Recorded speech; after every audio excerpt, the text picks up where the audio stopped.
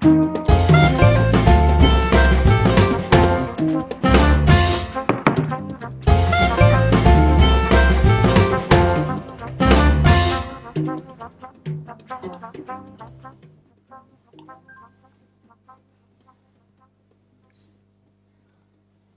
olá, olá.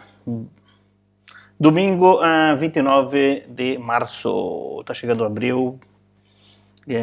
Completando 17 dias hoje de quarentena. Espero que seja quarentena criativa. Aqui no Livro ao Vivo. É domingo, mas enfim. Deixa eu tentar me desvencilhar aqui do. Estou vendo aqui um pouquinho, pronto. O microfone. É domingo, mas o escritor às vezes tem essa mania de não parar, né? Principalmente quando o projeto tem um certo prazo e a minha intenção é terminá-lo o mais breve possível, porque eu espero que ele termine junto com a nossa quarentena aqui. Há aqui em Lisboa, em Portugal, a expectativa de a vida voltar ao que se chama o novo normal, a partir de meados de maio, início de junho, final de maio, início de junho. Vamos esperar que isso aconteça. Antes disso, eu espero que acabe o livro que eu escrevo aqui ao vivo, em direto, no Português de Portugal, para vocês. Hoje a sessão vai ser um pouco mais curta, são 9h13 aqui em Lisboa. Começamos o horário de verão. Eu imagino que se diga isso e que se começa o horário de verão. Estamos agora 4 horas em parte do Brasil. E às 10 horas da noite aqui, 6 horas no Recife, eu vou entrar ao vivo na CBN Recife para falar desse projeto, falar um pouco também da quarentena, falar um pouco das diferenças, como tem se dado aqui essa diferença do tratamento desse período de exceção, de privação da nossa liberdade aqui, e o que nós temos visto no Brasil, né? Lembro a vocês que para ficar em casa, não deem ouvido aos malucos de plantão aí que querem brincar com a sua vida. Bem, estamos no quarto capítulo do livro. A previsão é para serem 12, mas às vezes o livro é meio rebelde, ele segue caminhos que estão fora do nosso controle. E vou girar aqui a vinheta de 15 segundos, que é um tempo só para que deixe aparecer esse rosto na tela toda, no ecrã completo, né? E apareça aqui o texto para a gente começar a mexer nele. Atenção, atenção, atenção. Atenção.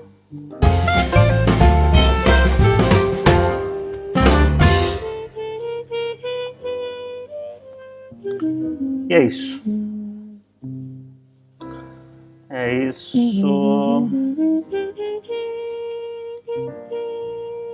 Esse é o capítulo 4.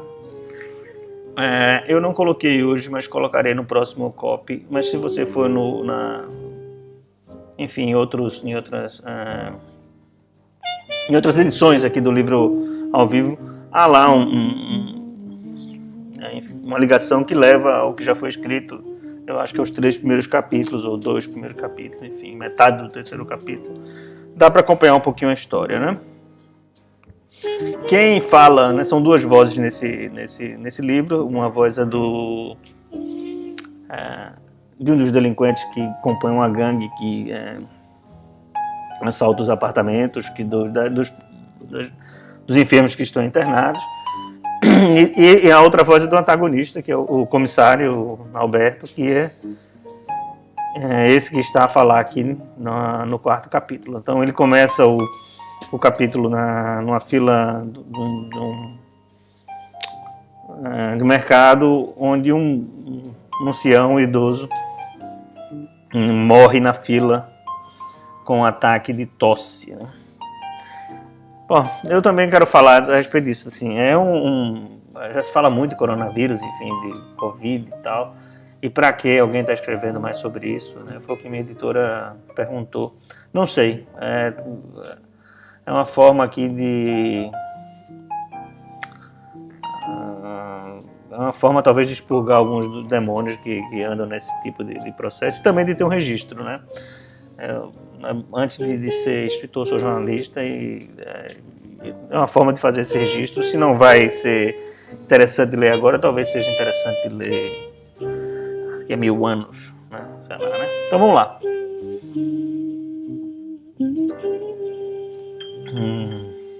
Eu entro agora num período um pouco mais silencioso, mas daqui a pouco eu volto para interagir. Enfim, se alguém tiver aí quiser perguntar alguma coisa, fique à vontade, falou?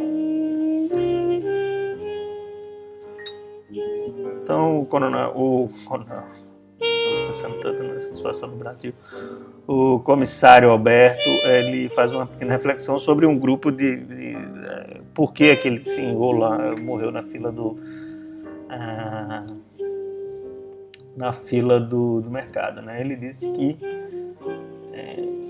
haviam entre os idosos um grupo que encarava ir ao hospital como uma sentença de morte, né, por estar condenado a passar os últimos dias isolado, na solitária,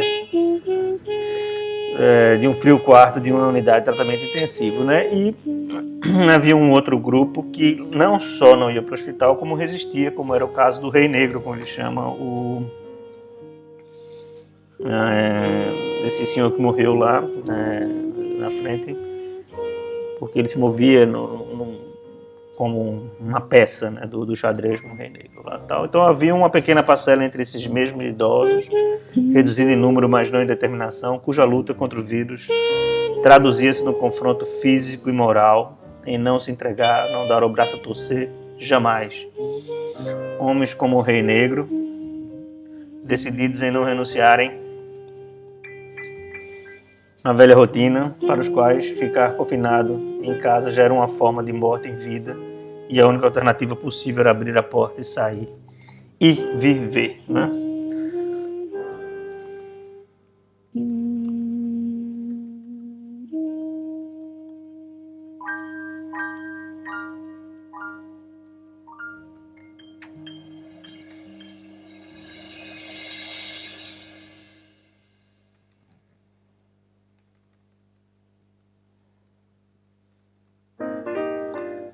Como ele está falando de uma coisa pessoal, vou colocar Alberto em vez de comissário.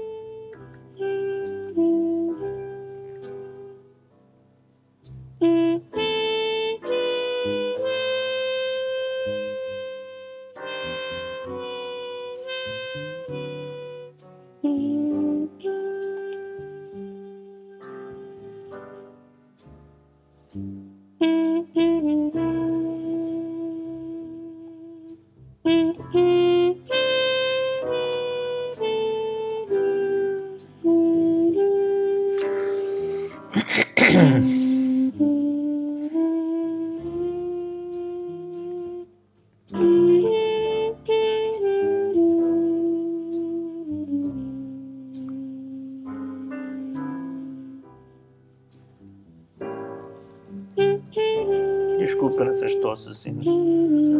Mas é mais outra coisa, não tem nada. Mas assim, depois de assistir a live, lave as mãos. Pelo sim, pelo não.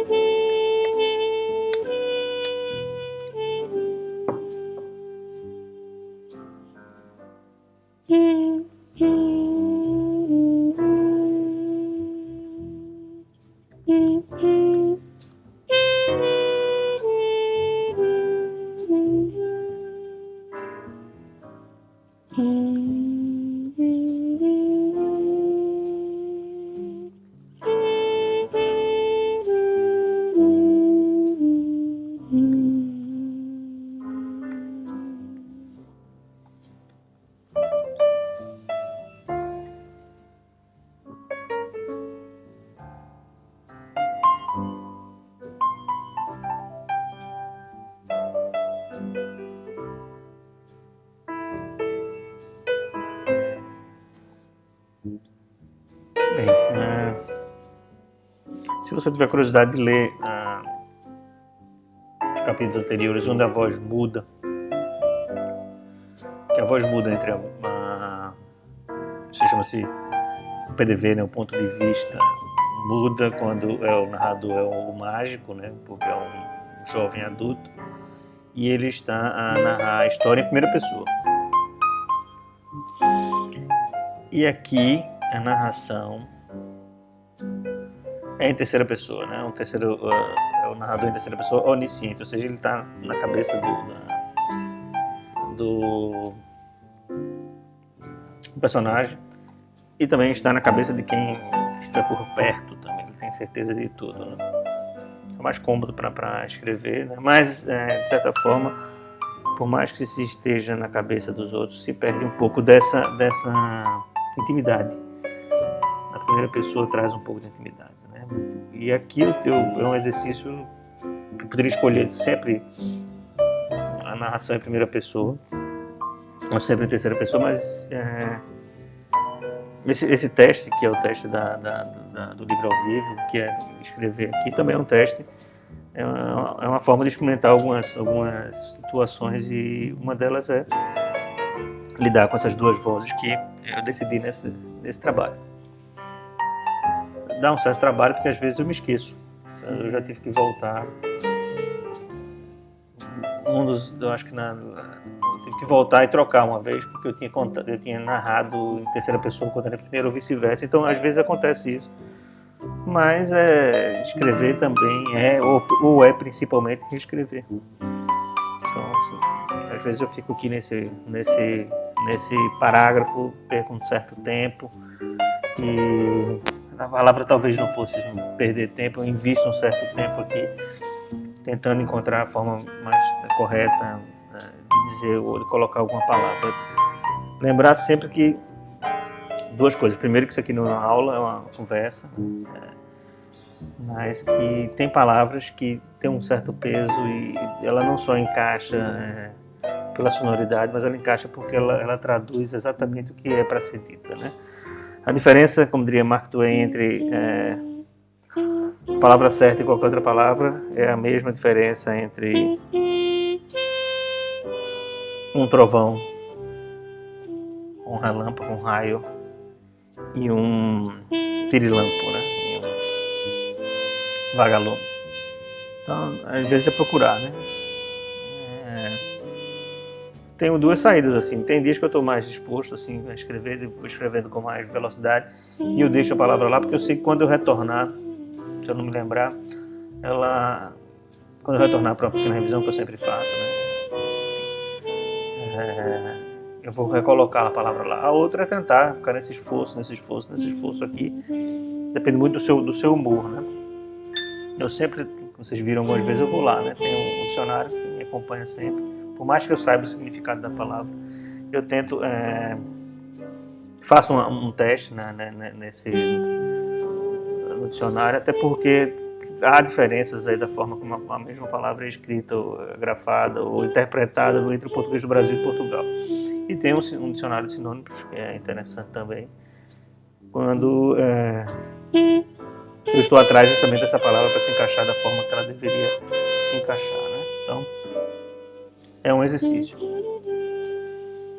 Bem, eu vou parar aqui hoje mais cedo, porque daqui a pouco, às 6 horas do Recife, vou entrar aqui pela CBN, pela Rádio CBN. Vamos falar sobre esse projeto na Rádio CBN daqui a pouquinho. Vamos, enfim, falar também de outras coisas sobre quarentena e sobre as diferenças, como aqui os dois países que têm tantas coisas próximas, como a língua e até questões culturais, estão lidando com um vírus, né? Com a pandemia.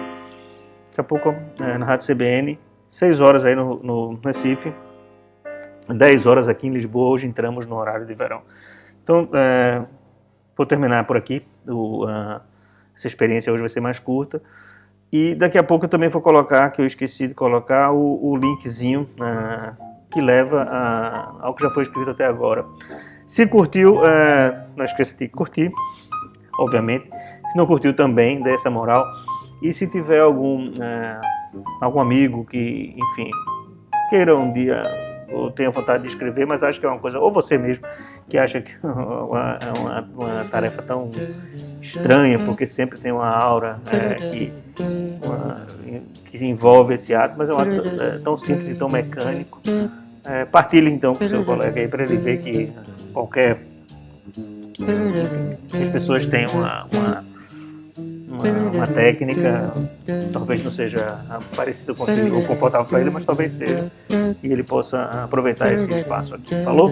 Amanhã eu volto, no final da manhã, no final da tarde, ou no final da noite, sempre pontualmente a qualquer horário do dia. Vamos levando isso, a ideia é que acabe em atos um pouquinho depois ali da Páscoa. Falou? Tchau, tchau.